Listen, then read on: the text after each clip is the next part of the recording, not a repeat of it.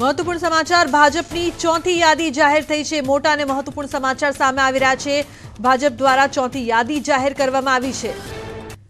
ઉલ્લેખનીય છે કે ગઈકાલે કોંગ્રેસની યાદી અને હવે ભાજપની યાદી ગાંધીનગર દક્ષિણથી અલ્પેશ ઠાકોરને ટિકિટ આપવામાં આવી છે।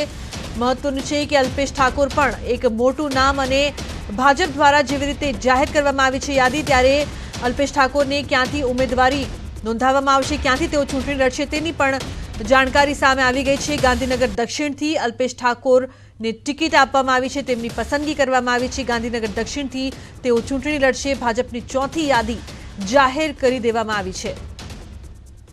ઉલ્લેખનીય છે કે અલ્પેશ ઠાકોર ક્યાંથી ચૂંટણી લડશે તે અંગે જ્યારે સવાલ હતો ત્યારે તે ગાંધીનગર દક્ષિણથી ચૂંટણી લડશે।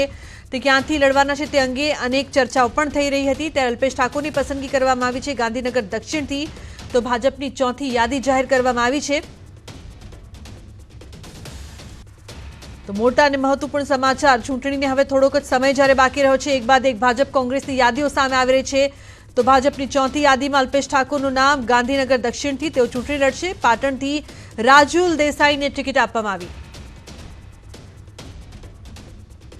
તો ભાજપની ચોથી યાદીમાં અલ્પેશ ઠાકોરને ગાંધીનગર દક્ષિણથી ટિકિટ આપવામાં આવી રહી છે। પાટણથી રાજુલ દેસાઈને ટિકિટ આપવામાં આવી રહી છે। મહત્વપૂર્ણ સમાચાર જે સામે આવી રહ્યા છે, ચોથી યાદીમાં એક બાદ એક જે નામ સામે આવી રહ્યા છે, જે નામ જાહેર કરવામાં આવ્યા છે ભાજપના ઉમેદવારો કે જેમની પસંદગી કરવામાં આવી છે, જેમના પર વિશ્વાસનો કળશ ઢોળવામાં આવ્યો છે। અલ્પેશ ઠાકોર ક્યાંથી ચૂંટણી લડવાના છે તે અંગે જ્યારે અનેક ચર્ચાઓ સવાલો હતા, ત્યારે હવે જાણકારી મળી ગઈ છે તે ગાંધીનગર દક્ષિણથી લડશે।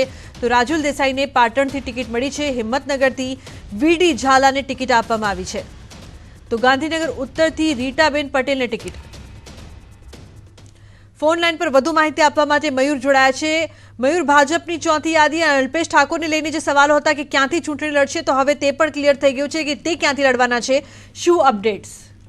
જી બિલકુલ, ભારતીય જનતા પાર્ટીએ પોતાની ચોથી ઉમેદવારની યાદી જે છે તે જાહેર કરી દીધેલી છે ને આ સાથે જ અલ્પેશ ઠાકોર કઈ બેઠક ઉપરથી ચૂંટણી લડશે તે સ્પષ્ટ થઈ ગયેલું છે। ભારતીય જનતા પાર્ટી અલ્પેશ ઠાકોરને ગાંધીનગર દક્ષિણ બેઠક આપેલી છે। ભારતીય જનતા પાર્ટીનો ગઢ માનવામાં આવે છે ગાંધીનગર દક્ષિણ બેઠક, અને તેની ઉપરથી અલ્પેશ ઠાકોરને ચૂંટણી રણ મેદાનમાં ઉતારવામાં આવેલા છે।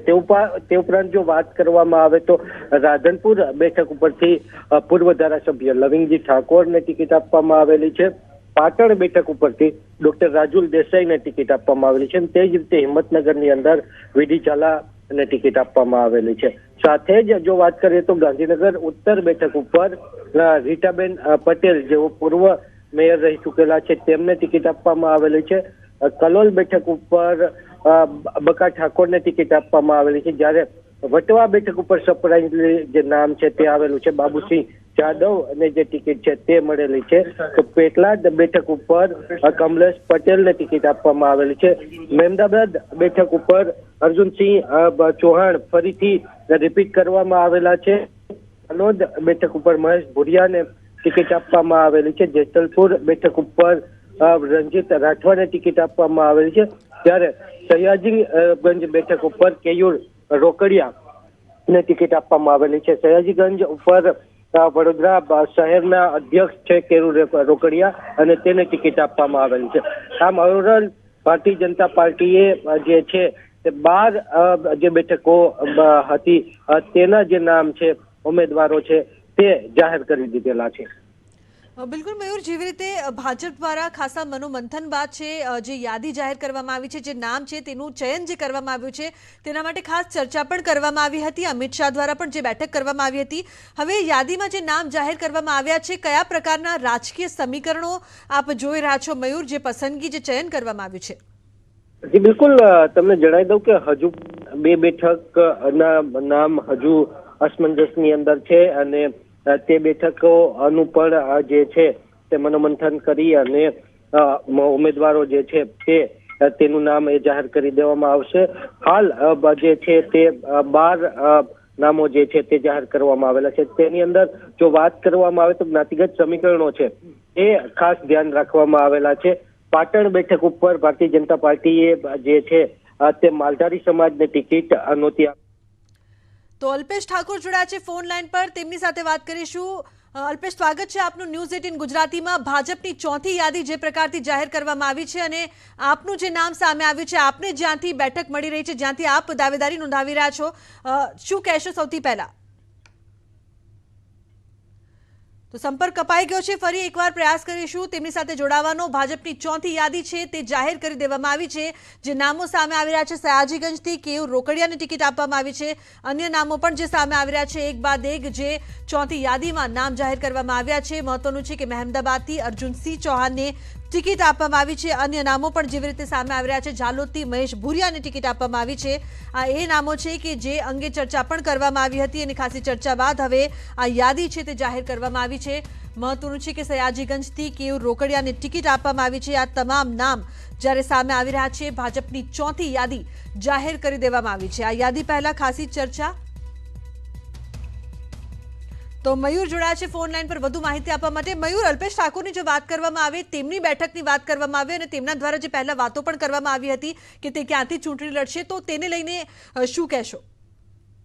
જી બિલકુલ, જે રીતે અલ્પેશ ઠાકોરને ભારતીય જનતા પાર્ટીએ સુરક્ષિત બેઠક આપેલી છે, તો ચોક્કસ અલ્પેશ ઠાકોરનો જે ઉપયોગ છે તે પાર્ટી ઉત્તર ગુજરાત અને મધ્ય ગુજરાતની અંદર ઠાકોર મતદારો જે છે તેને રીઝવવા માટે કરવાના છે। ખાસ કરીને જો વાત કરીએ તો ઠાકોર મતદારો પ્રભાવિત 30 જેટલી જે બેઠકો છે તેની ઉપર સીધી જ રીતે અલ્પેશ ઠાકોરનું પાર્ટી એ પ્રચાર દરમિયાન ઉપયોગ કરી શકશે। તેમની ઠાકોર ક્ષત્રિય સેના છે આ તમામ વિસ્તારોની અંદર એ સક્રિય છે। બનાસકાંઠા હોય, પાટણ હોય, મહેસાણા હોય કે સાબરકાંઠા હોય કે મધ્ય ગુજરાતના જિલ્લાઓ હોય, તેની અંદર અલ્પેશ ઠાકોરની ઠાકોર સેના છે તે સક્રિય છે। તેની સાથે યુવા ચહેરાઓ જોડાયેલા છે, યુવા કાર્યકરો તેમની સાથે છે।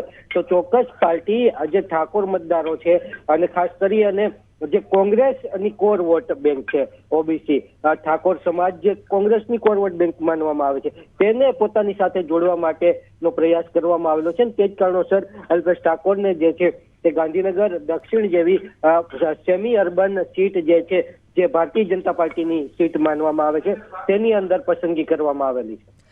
મયુર, અલ્પેશ ઠાકોરની ગાંધીનગર દક્ષિણથી પસંદગી કરવામાં આવી છે, વોટ બેંક છે તેની પણ આપણે ચર્ચા કરી રહ્યા છે, રાજકીય સમીકરણોની, પરંતુ એક ઈચ્છા તેમણે રાધનપુરની પણ દર્શાવી હતી અને ત્યાંથી લવિંગજી ઠાકોરની જેવી રીતે કહી શકાય કે તેમનું જે રીતે ચયન કરવામાં આવ્યું છે, તેને લઈને શું કહેશો? બિલકુલ, લવિંગજી ઠાકોર એ પૂર્વ ધારાસભ્ય રહી ચૂકેલા છે આ બેઠકના। તેમને પણ ઈચ્છા વ્યક્ત કરેલી હતી રાધનપુર બેઠક ઉપર, પરંતુ પાર્ટી એ અલ્પેશ ઠાકોર અને હવે આગામી દિવસોની અંદર ભારતીય જનતા પાર્ટીની અંદર ઓબીસી નેતા તરીકે અલ્પેશ ઠાકોર જે છે, ઠાકોર સમાજના નેતા તરીકે ખૂબ મોટું કદ તેમનું થવાનું છે અને તે જ કારણોસર અલ્પેશ ઠાકોરને પાર્ટી દ્વારા સુરક્ષિત બેઠક એ આપવામાં આવેલી છે। સાથે જ જો વાત કરીએ તો જે મહત્વનું એ છે કે કેન્દ્રીય ગૃહ અને સહકાર મંત્રી અમિત શાહની લોકસભાના જે ઉમેદવારો છે તે જાહેર કરવામાં આવેલા છે। તેમની લોકસભાની અંદર તમામે તમામ વિધાનસભાઓ છે તે પાર્ટીને જીતવી છે અને તે માટે પાર્ટી જે છે તે કવાયત કરે છે। અલ્પેશ ઠાકોરની તેની અંદર જરૂરત ચોક્કસ પડશે અને તે જ કારણોસર જે અલ્પેશ ઠાકોર છે તેમને સુરક્ષિત બેઠક આપવામાં આવેલી છે। બીજી તરફ કેન્દ્રીય ગૃહ અને સહકાર મંત્રીની જે લોકસભા છે તેની અંદર પણ યુવા ચહેરાઓ છે તેમને સ્થાન। જી બિલકુલ, આભાર સમગ્ર માહિતી બદલ।